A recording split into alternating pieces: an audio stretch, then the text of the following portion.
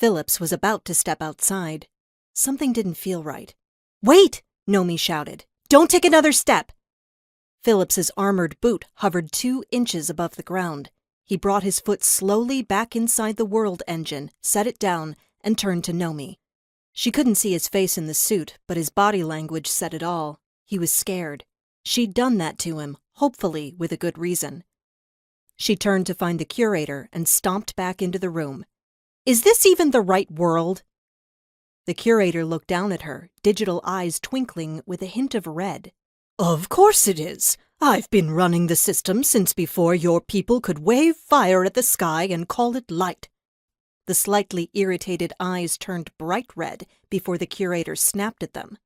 "If I'm being honest, mistakes can happen, especially when the travelers bother me with too many ridiculous questions." Nomi didn't think their questions were pointless. It wasn't like they could take a class on how to run the world engine properly.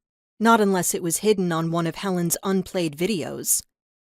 The red shimmering in the Curator's eyes was worrying. Red always indicated a problem with a program, a glitch in the matrix. It was a big sign reading, "Look right here," something they shouldn't ignore. It felt like the Curator was displaying the start of a bigger problem. The tricky question was, how long had it been going on, and could they stop it? "Is this the same world stone I gave you?" Nomi held up the cylinder from the center of the floor. The Curator plucked the stone from her hands. He held it up to examine it. A green flash wiped out the faint red edges around the AI's eyes.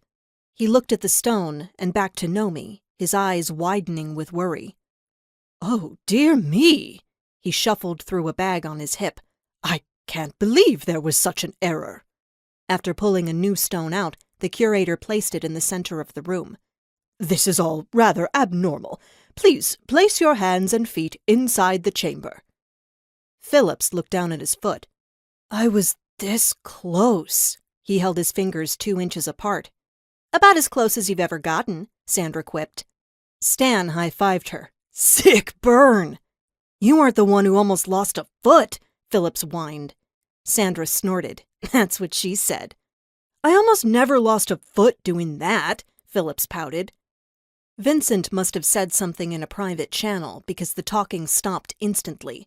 Nomi used the moment of silence to move to the Curator's side. "How are you feeling?"